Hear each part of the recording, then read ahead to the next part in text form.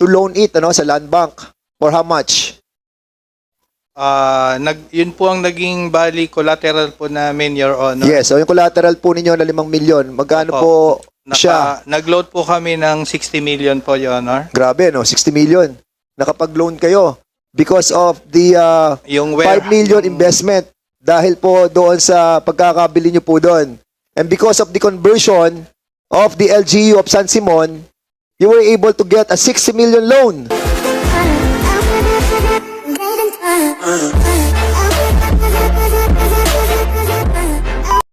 Thank you, Mr. Chairman. Well, established na naman po yung collusion between the legislative and the executive. That cannot be denied, even the nawalang yung documents natin with regards to the certification of urgency. The action of the both the executive and legislative speaks well, no? Action speaks louder than words. Kasi kanina hindi ko natanong si Mayor, nawala si Mayor, nasa si Mayor, Salan. Well, anyway, yung former Vice Mayor will take action on this, the same date na ayos natin, tapos that was signed as well, no? Tanong natin sa na-sign ba ni Mayor yon? Yung resolution for reclassification, na-sign yun, no?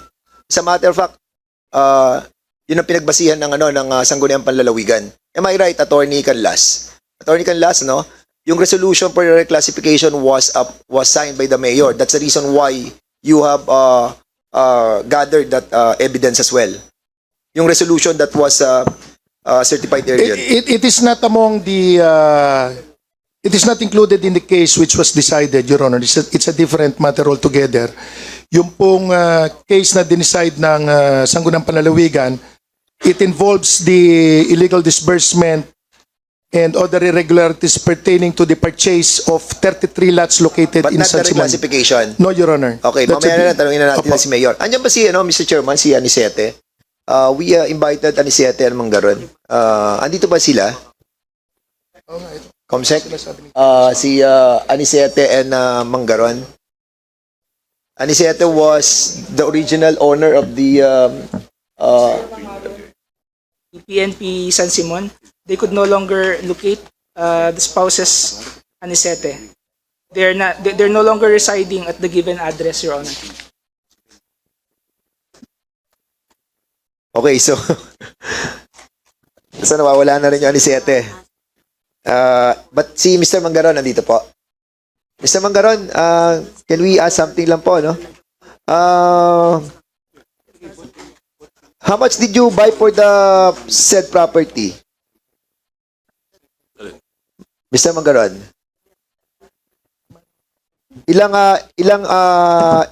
Gaano po siya kalaki at magkano po ang pagkakabili po ninyo?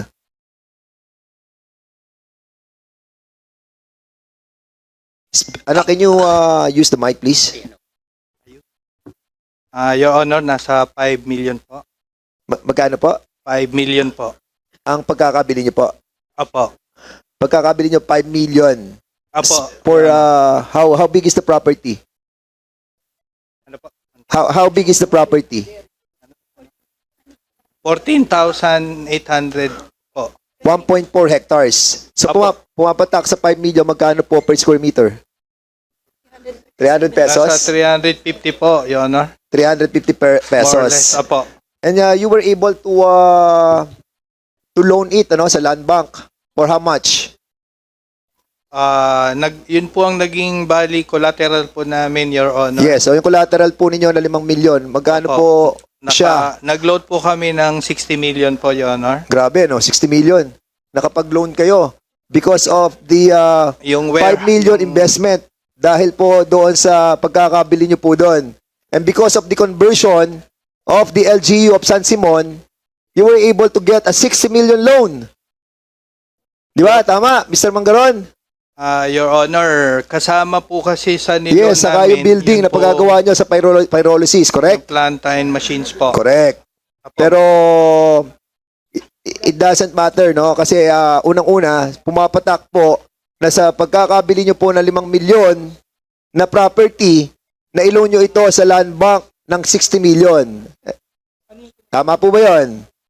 Were you able to Apo. get from the Department of Agrarian Reform a notice of acquisition, which in relation to memorandum circular or administrative order number 1, series of 1990, were you able to get the notice of acquisition in relation to conversion, prior to conversion?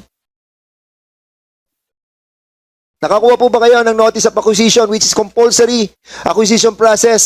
Ito po yung tinatawag po natin na voluntary offer to sell. Kailangan po yan sa Department of Agrarian Reform. Were you able to get a notice of acquisition? Yes or no? After na po, nakakuha kami nun. Nakakuha kayo ng Apo. notice of acquisition? Apo. Can you give me the notice of acquisition coming from DAR? Certification po from DAR po. Ano nakalagay dyan?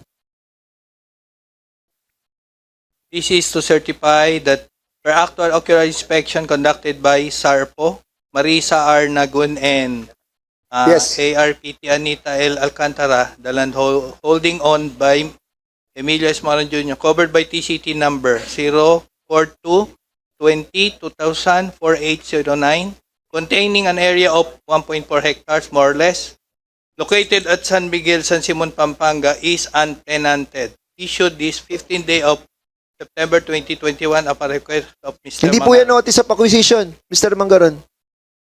Give me a copy of that. Yes, tenancy yan eh. Hindi naman niya acquisition.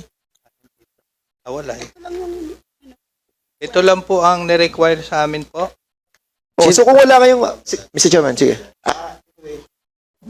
Ano yung sino nag-require sa inyo? Na yan lang. Hindi po. Ibig sabihin, ito po yung binigay sa amin ng DAR. Hindi, ano nga ang request mo sa DAR? Ba't yan ang binigay nila?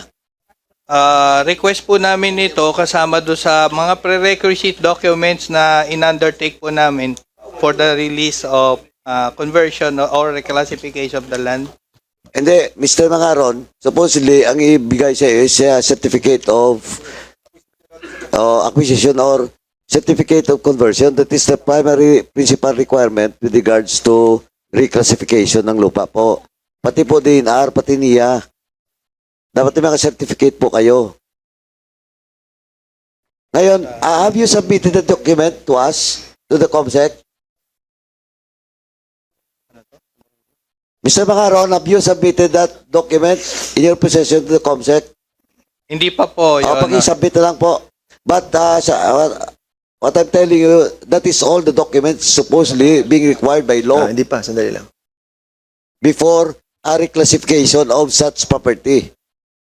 The last time we requested for the reclassification of the property, they advised us for those requirements, but we had some like undertaking. We promised to, after this, we will process all the documents required for the reclassification. And after that, even during the release of reclassification, we have already started securing all the required- Mr. Mangaron, sandali kasi you're doing that after the violation were already committed. And as a matter of fact, there is only 3 exceptions in accordance with the administrative order ng DAR. Alam niyo po ba yung 3 exemption pagkuha po natin ng conversion?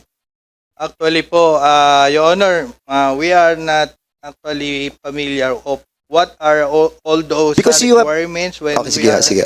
You have put your securing this. you have put your what's that? The Greenland recovery plant in the middle of an agricultural classification, and you asked for the conversion of that 1.4 hectares without the conversion order coming from the Department of Agrarian Reform. You started the construction of that plant in the middle of an agricultural classified area. And that is in violation of the DAR administrative order number 1. And in that case, Mr. Chairman, yung pagtatayo po natin ng pyrolysis plant in the middle of the agricultural area is prohibited. And yun nga po, Mr. Chairman, ang gusto po nating malaman dito, siguro before I ask the land bank doon sa propriety ng kanilang pag-secure ng loan, Mr. Chairman, si Mr. Birthday Chairman. Boy is asking to be recognized.